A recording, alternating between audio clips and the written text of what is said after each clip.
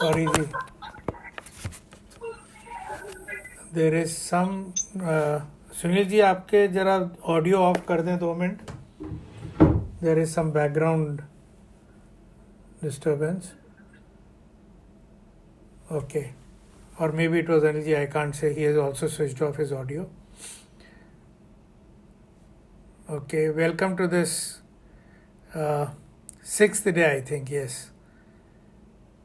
So, one thing I would like to say at the outset, I am in no hurry and my focus is not in finishing the book, that text we have taken. That text is to guide us on a daily basis how we should proceed.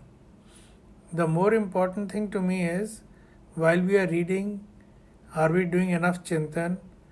Are we having enough questions that will guide us in our immediate day-to-day life? Is this what all of you also feel we should be doing?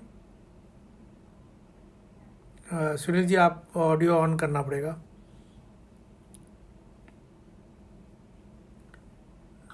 I'm saying yes. हाँ जी, हाँ जी। तो उसमें फिर आपको जो आपके daily experiences हैं वो थोड़े शेयर करने पड़ेंगे। आज आपने कुछ लिया, कल उसके ऊपर अमल करा, कुछ चिंतन करा, तो फिर उस एक्सपीरियंस के बेसिस पे हम आगे कुछ और बढ़ा सकते हैं। Otherwise what will happen, we shall just go on reading from one verse to the other, and when the book is over we'll be just as we started. I feel that's what we have been doing all our lives. I'll put it like this. कोई बड़ी चीज़ नहीं है, बहुत हमने प्रकरण ग्रंथ और बहुत सारे ग्रंथ और पढ़ लिए हैं। What is now material is that अपना कितना एब्जॉर्ब हुआ है। गीता ऑल्सो सेज कि बहुत डिफरेंट चीज़ें सुन सुन के फिर फाइनली जब मन जहाँ स्थिर हो जाए परमात्मा में, उसको वहाँ बैठा देना चाहिए। तो जो भी हम डिस्कस कर रहे हैं, कोई एक चीज़ कभी स्ट्राइक करे, yes this is something that gives me peace, that gives me an opening to implement in my life. We don't have to implement 10 things, 1 thing will be enough, और उससे जो है बाकी सारी चीज़ें अपने आप आ जाएंगी। एक साधे सब सधे। We don't have to try and do 10 things. So that said, unless there is some question, unless there is some sharing, I will go ahead and be guided by the text we have taken.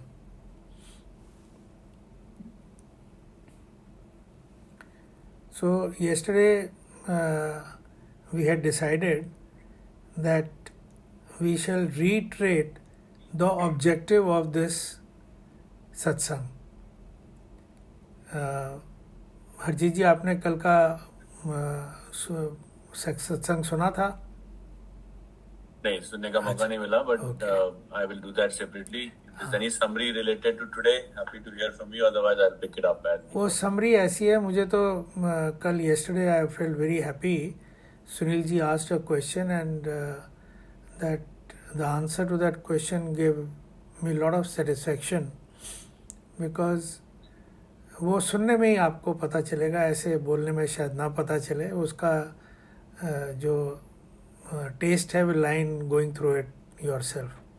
That will be day 5 सत्संग। बाकी हमने jointly ये करा था, हम जो रोज़ पढ़ रहे हैं, हिदायत है शंकराचार्य जी की कि वेदो नित्य अधीयताम, उसका मतलब क्या है और क्यों है, रोज़ वेदास पढ़ने के लिए क्यों कहा गया है। तो उसका हमने यही कहा था कि भाई Vedas are giving you the goal and the ways of reaching the goal. तो unless we repeat that goal every day to our self, we may lose sight of it. तो हम जब काम पे जाते हैं सुबह, तो हमें पता होता है आज हमें ये करना है, लेकिन जब हम स्पिरिचुअल मार्ग में, क्या हमको पता है हमें क्या करना है? तो इसलिए रीट्रेट करना बहुत ज़रूरी है। तो कल हम लोगों ने सबों ने करा था, तो हरजीत की आपका क्या गोल है, स्पिरिचुअल गोल फ्रॉम दिस सत्संग? I think pretty much in line with जो आप कह रहे हैं, थोड़ा मनन करने को और मिले, क्योंकि काफी सुनते हैं, it's sometimes very helpful, but वो भी कुछ समय के लिए रहता है। हाँ जी, द हाँ जी। More stronger the internalization is, or contemplation which leads to internalization is, the more beneficial the results are. So clearly that is what my objective is also, even if the pace is slower or sometimes erratic. But I think it's all cumulative.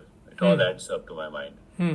ये सब ये add करती रहती हैं. So my objective is really to be able to grasp the core truth, really be even more calmer or peaceful and happy. Really, that's what the goal is. So anything that we did 8 sopans. We have done 8 instructions, 8 updeshas. So anyone that touched you and made you feel this is something which you would like to adopt as a guidance in life, which you have been missing so far? Yeah, I think सारी इतने अच्छे से बड़ी difficulty है किसको choose करना, because सब में एक अपना एक स्ट्रेंथ है, as also I see myself missing in all of them. सभी जरूरत है. So, but at the same time, I think सबसे ऊपर मेरे लिए consistency है. If there is a consistent effort in my mind, I think it will all solve. Because just किस दिन किस विचार से आपके, how is the mind on one day is different than it is on the other day. Someday you need one or the other exercise, but if you are consistent both at the objective and in some discipline to follow, then it comes. So I will urge all in the group to be very keenly aware and to share कि आज मैंने इससे operate करा और आज मेरा ये experience रहा. उससे जो है थोड़ा सा औरों को भी ओपनिंग मिलेगी और हमारा भी दृढ़ विश्वास होगा जो भी पद्धति, जो भी साधना हम पकड़ना चाह रहे हैं. तो अभी हम कल डिस्कस, सॉरी मैं कुछ बोलूं? हाँ जी बिल्कुल. मैं आज ये कंtemplate कर रहा था कि डेली लाइफ में ये गोल और ये तो करे ही, वेदा पढ़ने वाला जो आधे घंटे का अपना हो ही रहा है, दिन भर ये भी थोड़ा फोकस करे कि how much we are, I am trying to purify. जो आपने वो अच्छी चीज बताई कि ये जो मिलावट बार बार आ जाती है, राग द्वेष जो आ जाता है, उसको कैसे डिसॉल्व किया जाए बाई फोकसिंग ऑन द, जो भी काम कर रहे हैं उसमें पूरी तल्लीनता हो. एंड ये मान के चलिए ये सब चैतन्य को ही अर्पण है, चैतन्य के थ्रू ही हो रहा है, सब कुछ वही है. इस स्पेस में बार बार जाने से काफी जल्दी शांति मिल जा रही है. बहुत बढ़िया. Regardless of what is the issue at hand. हाँ, बहुत बढ़िया. आप ये इसको काइंडली पकड़िए और इसको शेयर करिए रोज, क्योंकि ये अगर आपने पकड़ लिया तो this is all that we want. इससे ज़्यादा कुछ है नहीं और इससे ज़्यादा भटकना का कोई फ़ायदा नहीं है. जी, मैं बिल्कुल आपको अंतरात्मा से, सच्ची आत्मा से बोल रहा हूँ. ये अगर आपने पकड़ लिया और इसमें आप बैठ गए तो इसके बाद कुछ और करने की ज़रूरत नहीं है. बहुत ही सुंदर स्थिति है ये. तो हमने कल पिछले कुछ दिनों से बात करी थी कि भाई पापोघ परिधूयताम, अपने सिंस को किस तरह से धोया जाए. तो उसमें जो एक स्टैंड आउट करके आया था और जो हमने डिस्कस कर लिया कि हमें सेल्फिश एक्शन को, उसका परित्याग करना है. और ये चीज़ मैं बच्चों से भी डिस्कस करता हूँ और उनको बहुत चैलेंज भी आता है. ये कॉर्पोरेट लाइफ में बहुत डिफ़िकल्ट है टू इम्प्लीमेंट, क्योंकि वहाँ कॉर्पोरेट लाइफ में सब आदमी एक चीज़ कहते हैं, what is in it there for me. और जब हम ये सत्संग में ऐसी बातें करते हैं तो वो कॉर्पोरेट लाइफ में लीड करने वाला जो आदमी है, जो समय कॉर्पोरेट लाइफ में व्यतीत करता है, वो सोचता है ये कोई एक काल्पनिक स्टेट है जहाँ हम सेल्फिश स्टेट में ना जिएं और लोगों के लिए काम करें। Maybe I will get tossed around and things like that. तो क्योंकि हमारा व्यक्तिगत जीवन तो कॉर्पोरेट लाइफ में ही हो रहा है व्यतीत, तो ये सेल्फिश लाइफ वहाँ ना लीड करें, ये बहुत ज़रूरी है। तो इसको मैं बार बार याद दिलाता हूँ जिनसे भी मेरी डिस्कशन होता है, more so with my children. Be guided with the 9th verse of chapter 3 which is yajna karma. यज्ञ कर्म में गुरुदेव ने कहा है कि वो यज्ञ कर्म है जो आप दूसरे को केंद्र बना के कर रहे हैं। और पौराणिक समय में ये यज्ञ जो है सामूहिक हुआ करता था, सारे गांव वाले मिल जाते थे, they used to contribute, people used to get together and perform it together. एक लिटरल यज्ञ की बात है। और फिर जो यजमान होता था, जब सबको प्रसादी मिल जाती थी तभी वो प्रसादी लेता था। तो यही चीज़ जो है गुरुदेव ने कहा है, इसको अपनी लाइफ में इम्प्लीमेंट करना है कि जहाँ पे भी आप काम कर रहे हैं, we should work for the welfare of all. कई बार ऑर्गेनाइजेशंस में हम जाते हैं तो हम ये कहते हैं यार वो तो लाला है, उसको प्रॉफिट कमाना है, हम क्यों उसमें वो करें। तो उसका मेरा ये काउंटर ये है कि भाई लाला का उद्देश्य क्या है, that is not our concern. Our concern is we are working in that company and that company is existing only because it has a social impact. कोई भी इकोनॉमिक एक्टिविटी अगर हो रही है तो समाज में उसका कोई कंट्रीब्यूशन है। अगर कोई भी चीज़ समाज में कंट्रीब्यूट नहीं कर रही है, that will go out, people will reject it and not come to it. So whichever company you are working for, that proprietor, that company, those group of directors, they are doing something which the society is valuing. So when you go to the company, your effort should be how to make the company grow. Because when you do that, then you have come out of your own narrow domain, what am I getting out of it? And you have gone into a broader domain of working for the society. This is what I have understood as not being selfish in your acts. So, because all of you are actively in service, so how would you like to contribute to this thought of mine?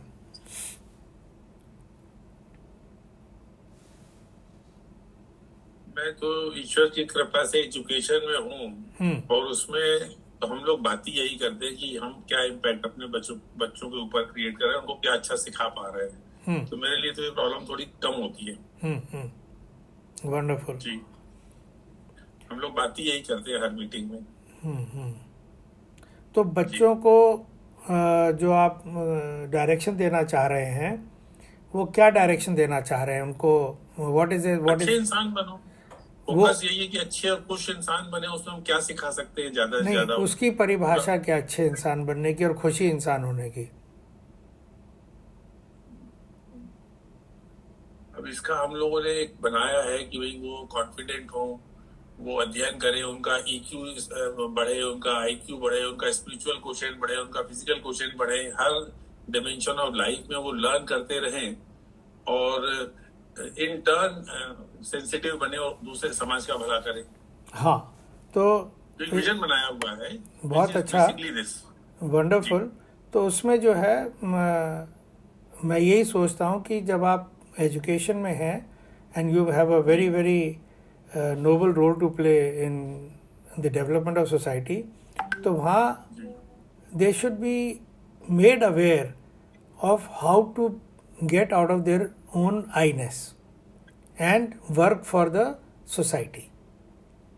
Because ये भी एक vision का part है कि you become asset to humanity at large. हाँ, वो कैसे होंगे, that is the main thing. वो चीज़ जो है उसके ऊपर थोड़ा सा डिस्कशन आपको करना चाहिए कि भाई how can they B. Because मैं जो मेरा इंटरेक्शन होता है बच्चों से वो यही होता है कि दिस इज़ अ काल्पनिक थिंग. सॉरी, ये काल्पनिक चीज़ है कि जी हम जो है एसेट होंगे वगैरह वगैरह. हम अपने को आपने कॉन्फिडेंस की बात करी, आईक्यू की बात करी, वो तो सब बढ़िया है. सो उससे क्या होगा कि मैं ज़्यादा अच्छी अर्निंग कर पाऊँगा, वो तो मुझे सेंस समझ आती है. बट मैं सोसाइटी को एसेट होऊंगा वो मुझे काल्पनिक लगता है. मैं बच्चे की तरफ से बोल रहा हूँ. और अंग्रेजी में तो कहावत भी है कि भाई क्या है वो कुछ each man to himself let the devil take the hindmost, things like that. हम लोग, मुझे लगता है कि जो हम लोग एक्टिविटीज भी करते हैं, जो खुद के एक्शन है, उससे भी उनको ये मैसेज देते रहते हैं बाई ऑर्गेनाइजिंग. जैसे सोशल सेक्टर में काम करने के भी वेल डिफाइंड गोल है. बच्चों को स्कॉलरशिप दे के पढ़ाना है. हम तो 350-400 बच्चों को बहुत कम फीस में पढ़ा रहे हैं. हमारे कॉलेज के फंड से बहुत सारे गरीब लड़कियों की स्कूल की फीस देते हैं और फिर उनको ये सब everybody is made aware of what your institute is doing as a unit and you are part of it. और मैं तो खुद ही बोलता हूँ कि मुझे भी किसी ने ये चीज सिखाई, इसलिए मैं कर रहा हूँ. तो मैं उम्मीद करता हूँ कि आप लोग भी ऐसा ही करेंगे और ऐसा करने से आपको बड़ा सेटिस्फेक्शन और सुख प्राप्त होता है. हाँ, तो I think you should kindly share more about your such experience so that in turn when we meet the children of the younger generation we should also be able to pass on these messages. बहुत अच्छा रहेगा ये. और यही मतलब हमें जो है अपने पापों से बचाएगा when we get out of our own selfish interests. ऐसा मैं समझ पाया हूँ. आपका क्या विचार है हरजीत जी? So your original question was how is one responding to this challenge of being at work where element of selfishness can creep in? नहीं, it creeps in ji, can नहीं है. I think है ही सिर्फ everyone is working for himself. और जितनी आप corporate life में tensions हैं, तनाव हैं, सो कॉल्ड आप बात करते हैं इंटरपर्सनल रिलेशंस की करते हैं, ऑर्गेनाइजेशनल बिहेवियर की करते हैं, वो सारा यही है मैंने जो मुझे समझ आता है. So it is not creeping in, वो है सिर्फ वही है वहाँ. Each one is trying to climb the ladder and reach wherever he has his mind, whatever. I mean, I'm not going to say everyone is saying मैं ही MD बन जाऊं. मुझे तो ये लगता है कि जो हार्डकोर पैसा कमाने के लिए अपनी संस्था चला रहे हैं, मेरे मित्र भी हैं, उनको ये डायमेंशन की अवेयरनेस नहीं है जो आपने कहा. और मैं भी वही समझाता हूँ यार कि तुम बहुत कुछ समाज के लिए कर रहे हो, you are not, it is not in your awareness. इतने लोगों को तुमने नौकरी पे रखी है, इतना इकोनॉमी को कंट्रीब्यूट कर रहे हो, उस पर फोकस करो तो तुमको ज्यादा अच्छा रहेगा. और तुम सिर्फ प्रॉफिट पे करते हो तो जब कम ज्यादा होती है तो डिस्टर्ब हो जाते हो यार. ये भी तो एक एस्पेक्ट है ना कि आप देखिए ना कि आप बाकी कितना अच्छा काम कर रहे हैं. मैं इसके बारे में ये कहता हूँ सुनील जी, मैं कहता हूँ खूब प्रॉफिट कमाओ, खूब प्रॉफिट कमाओ. लेकिन जब आप वहाँ जाओ, आप ये मत कहो मैं प्रॉफिट कमाने जा रहा हूँ, आप ये कहो मैं समाज सेवा के लिए जा रहा हूँ. वो आपका perspective should be clear. Profit अपने आप आएगा, ये गीता का गारंटी है. बिल्कुल बिल्कुल. बताइए कोहली जी, आप कुछ कह रहे थे. नहीं, fully aligned. I'm just saying that without intending to differ, Arun ji आपकी बात बिल्कुल सही है, and this has helped me. We started working because ambition drove us, at least drove me. Ambition was driving to achieve, right? So need for achievement, need to do something.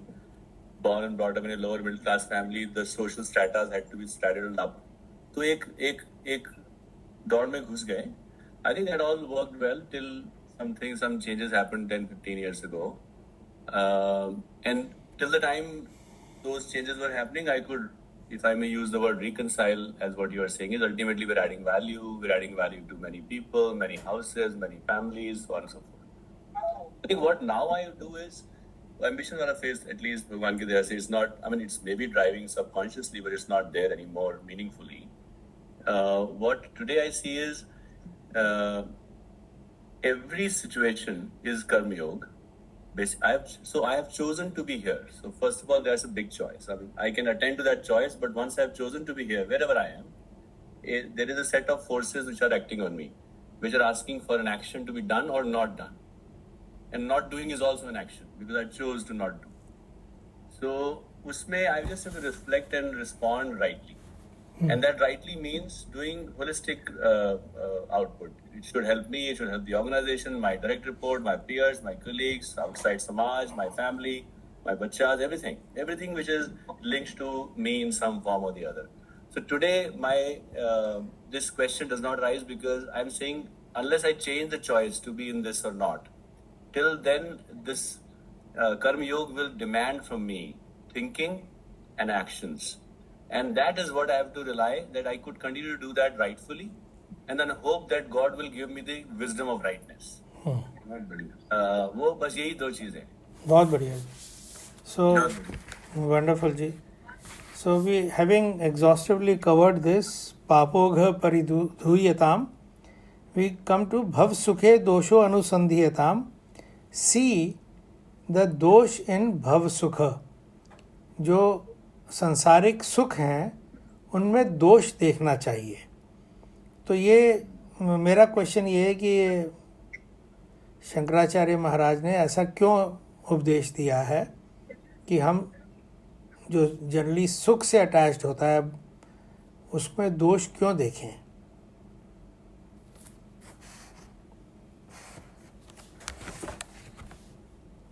क्योंकि सुख और दुख जुड़वा भाई है. अगर हमको किसी चीज से सुख मिल रहा है तो वही हमें दुख भी देगा.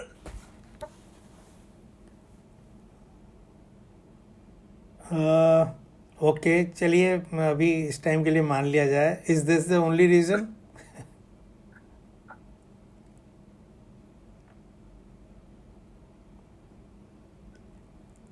I think Suraj ji की बात बिल्कुल valid है. सुख दुख मिश्रित. I mean, the way we define सुख as in a worldly joy and happiness, वो basically it's a transient one. It's not everlasting.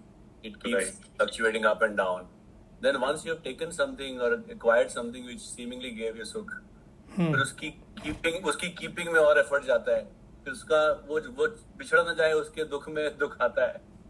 तो that cycle it's by definition it cannot give you everlasting joy. Yeah. It's transient. Yeah. It leaves craving then unnecessary.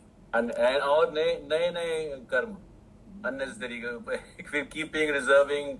अब आपने जैसे ambition का example देखिए, sorry I'm slightly digressing, you can achieve your number one position, but to keep the number one position साल दर साल फिर आपको उसके लिए झगड़ा करना है. फिर जब वो जाएगी कभी ना कभी तो जाएगी. वो जाएगी तो उसका नया रोना है उसका. So it's, I think all of these are nice sukhs, but the true sukh is really more inwards, finding the inward happiness and peace. So मेरा ऐसा.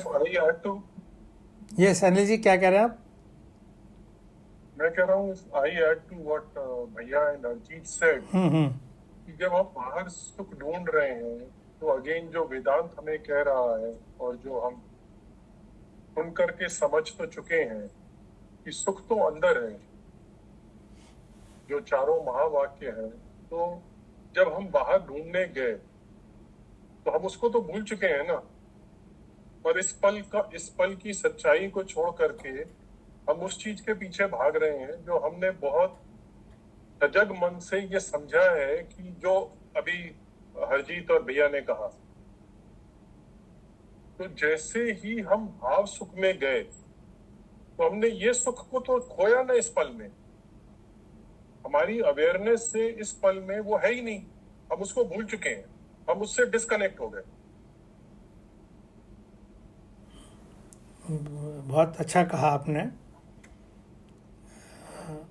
और मैं जो हमने अभी तक पढ़ा ये उपदेश, उसका एक जो तत्व की भाषा में बोला जाए कि भी अंडरलाइंग क्या थॉट चल रहा है, तो भव सुखे जो है वो ऐन्द्रिक है।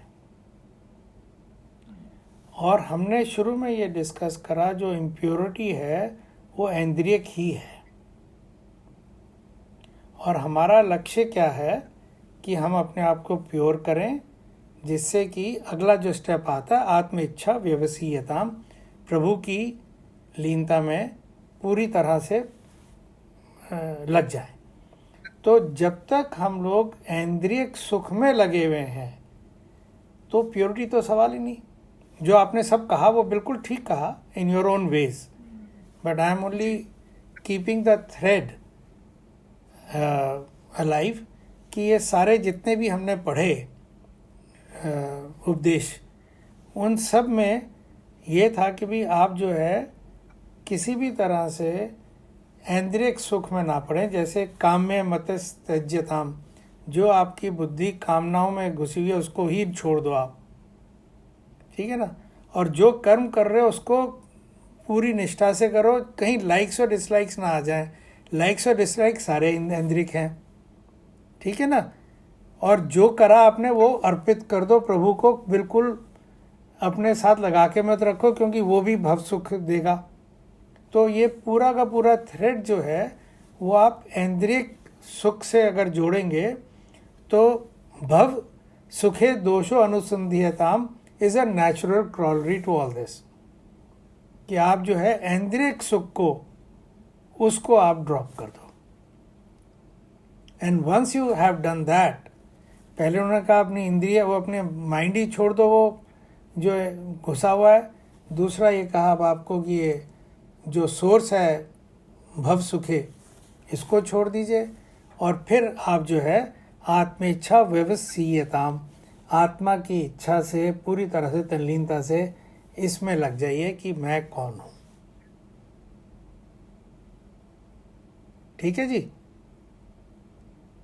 तो अब इसके ऊपर थोड़ा सा जो भी कुछ ओपनिंग हो आपको इसमें, इसके ऊपर कुछ कल मनन करेंगे, फिर उसको कोई चर्चा होगी, नहीं तो फिर आगे चलेंगे, क्योंकि इसके बाद बड़ा लॉजिकल है।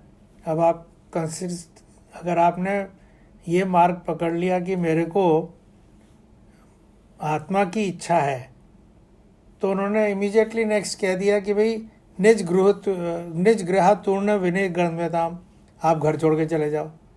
पहले तो भव सुखे तक तो ठीक था, जब आपकी आत्म इच्छा जागृत हो गई तो उसके बाद ये घर छोड़ के चले जाओ।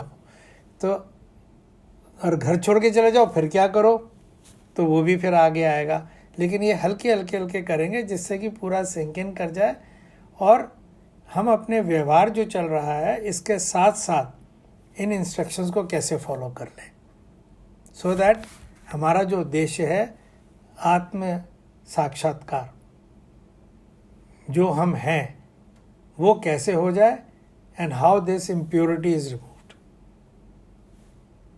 ठीक है, तो आज का हम सत्संग ही रोकते हैं।